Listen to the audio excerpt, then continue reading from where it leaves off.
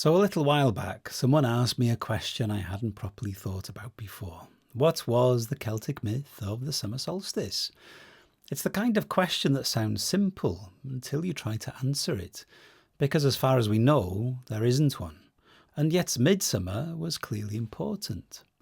There are hilltop fires, torchlit processions, herb gatherings, well visiting, all of it happening around June 23rd or the 24th, the eve and the day of St. John.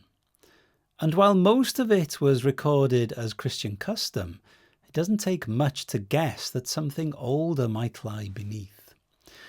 So in the first video, I looked at the folk customs, cattle blessings on sacred embers, herbs gathered with prayer, and then in the second video, I asked what the Neolithic stones could tell us what the older solstice myth might once have been. A ritual drama maybe, played out in light and dark, reflections and inversions. This third part of the investigation is about turning to the literature and asking whether there are actually any old stories that might still hold a thread of the missing myth. And indeed, there are in Irish stories about the fairy woman Anya. Now, to be clear, nowhere is Anya described as a solstice goddess, and there's no explicit solstice myth involving her. But in later tradition, she does appear as a magical woman connected to midsummer. In Irish, Anya means something like brightness or radiance, or perhaps even joy or melody. And that alone should encourage us to take a serious look at what Irish literature has to say about her. There is one early Irish tale that names Áine directly, and even though it isn't set at midsummer, instead it takes place at Samhain, at Calan Gaeaf, it might still carry echoes of the myth we're looking for. The story makes up the first part of the Battle of Moy Mucrama, a text from the Book of Leinster. Even though the book itself was copied in the 12th century, some scholars think the story we're looking at here may be as early as the 9th. The story opens with quite a curious scene. A king trying to graze his horses on a fairy hill. Ailill Bear Ear went one Samhain to pasture his horses on Áine Cliach, or Áine's territory. A bed is made for him on the hill. The hill was stripped bare that night and no one knew who stripped it. That is, all of the grass was removed from it and it became bare. This happened to him twice in that wise. It was a marvel to him. Ailill, totally confused by what's going on, seeks the wisdom of a poet-seer named Ferchas. They return to the hill together, and that night a herd of fairy cattle come out of the hill. Ailill is lulled to sleep by the sound of enchanted cattle grazing. The cattle had been led by the king of the fairy mound and his daughter Áine, who is playing music.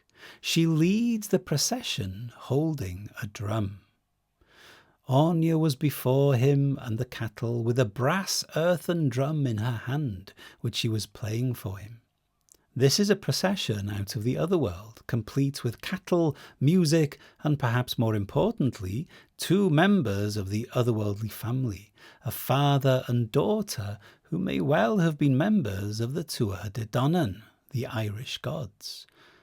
But what happens next is violent.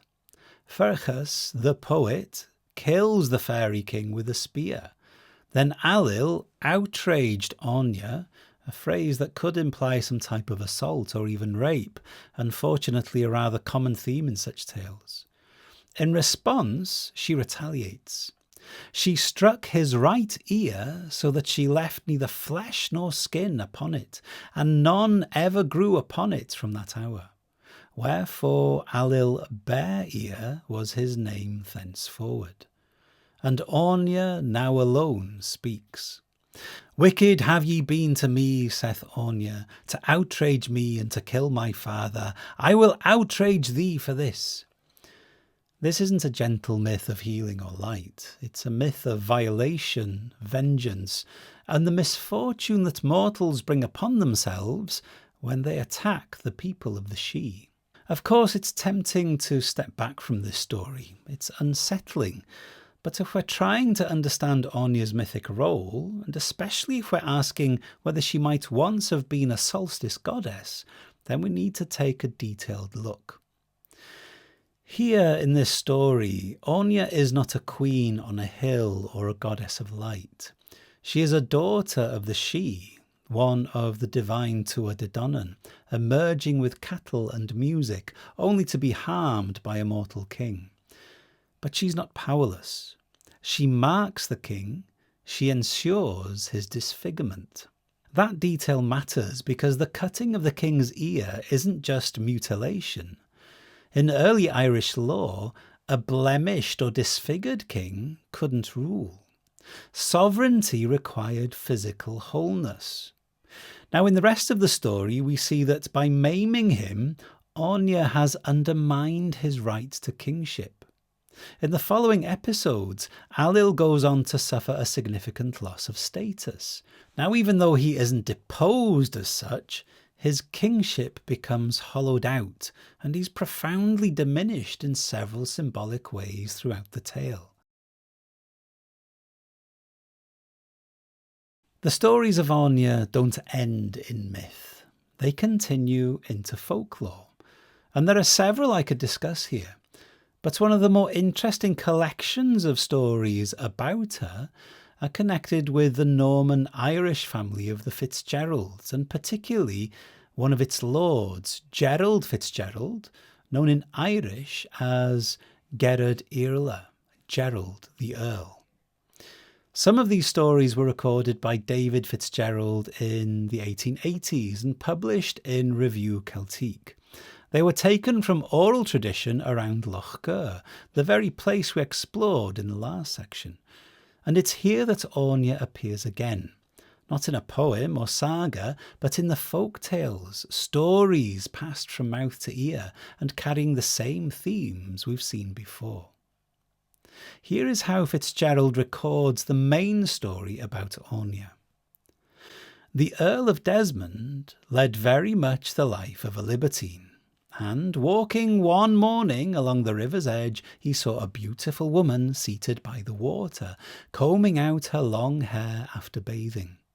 Her cloak was laid behind her on the grass, and knowing that if he had but possession of this, he would have her in his power, the Earl advanced noiselessly from behind and seized it before its owner was aware of his approach. The woman, of course, is Anya, and as in many Celtic tales, the taking of her cloak isn't just a trick, but a magical act. It gives the man control. She tells him that they will have a son, and that the child must be raised in nobility. But she also gives him a warning. He must never show surprise at anything the boy does. The child, known as Gerard Iarla, grows up to be remarkable, and one night, during a feast, he reveals the full extent of his powers. Fitzgerald continues, Gerard Iarla rose to his feet, and making a spring from where he stood, leaped right into a bottle and then leaped out again.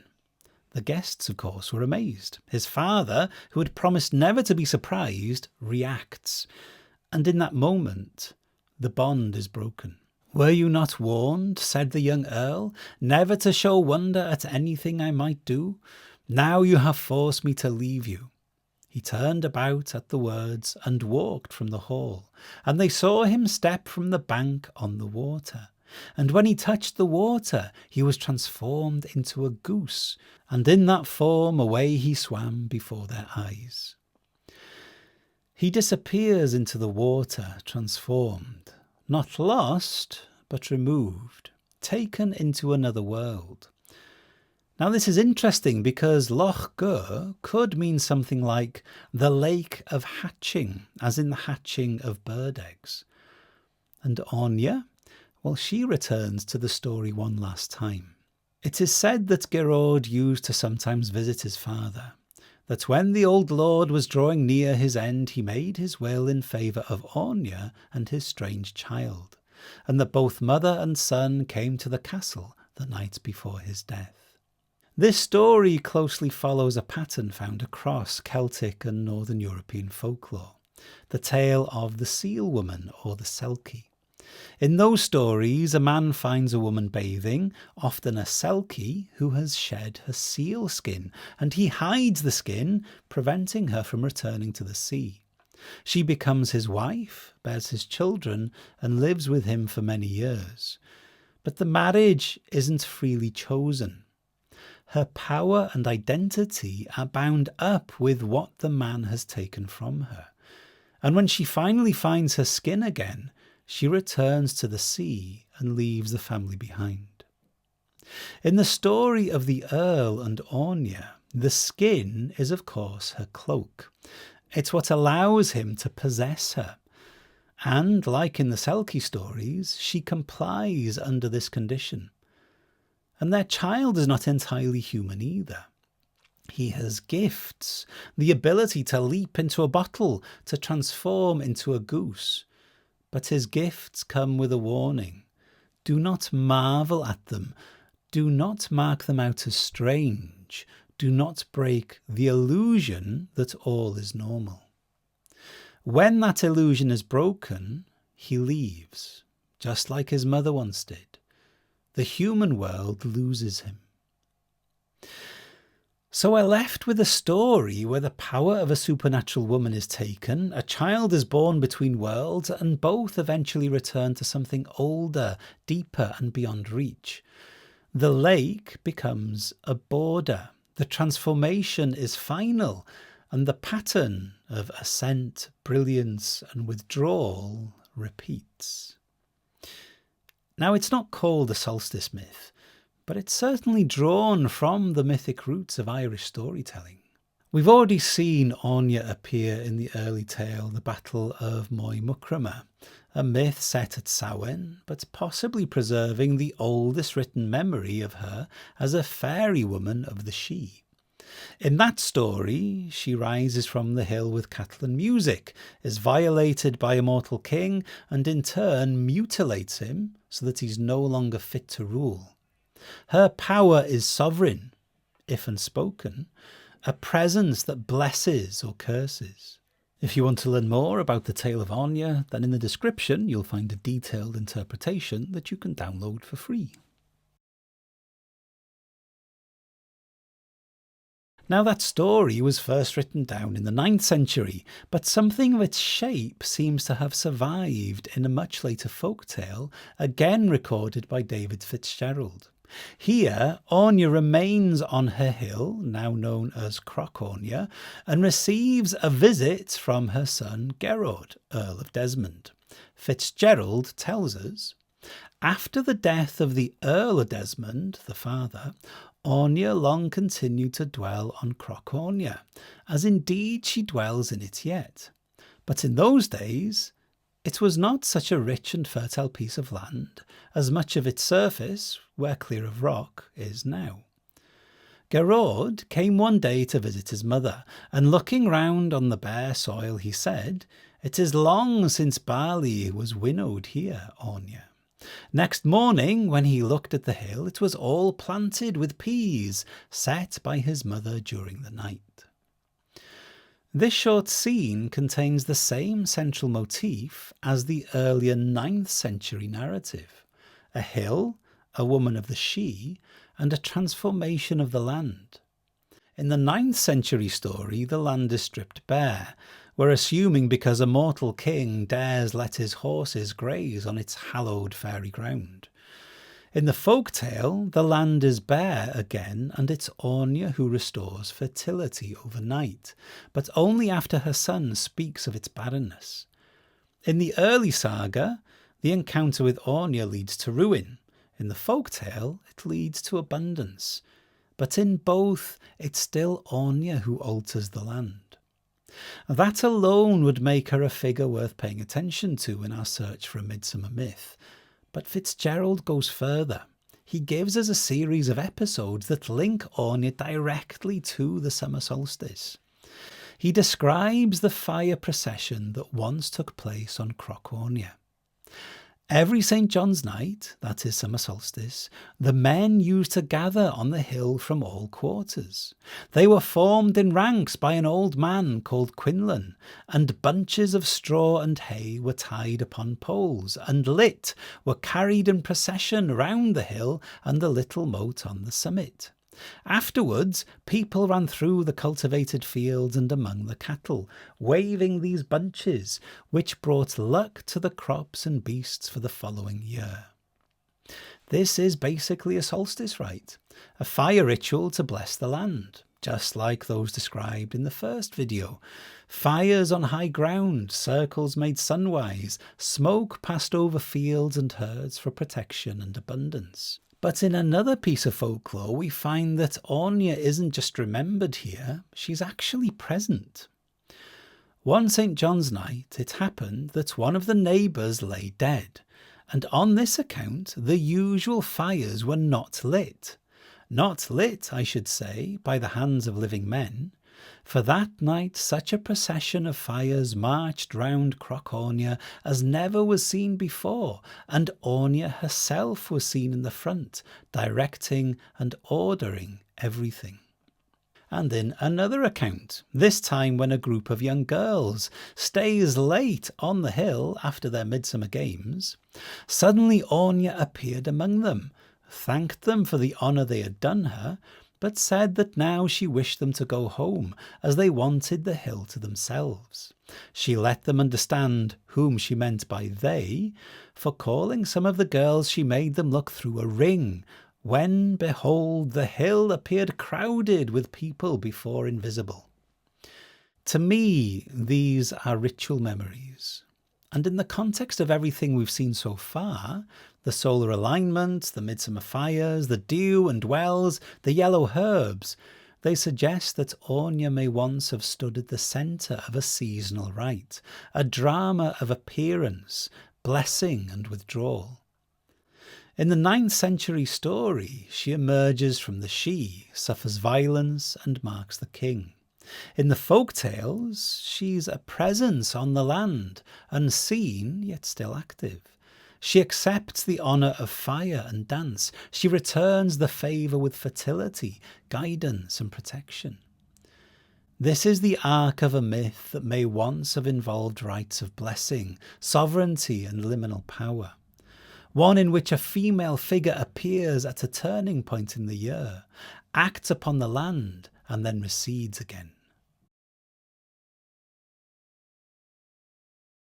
The story we've traced over these 3 videos of Áine, her hill, the fires of midsummer, the folk tales, the alignments, it all points toward a figure who was once at the centre of a seasonal rite.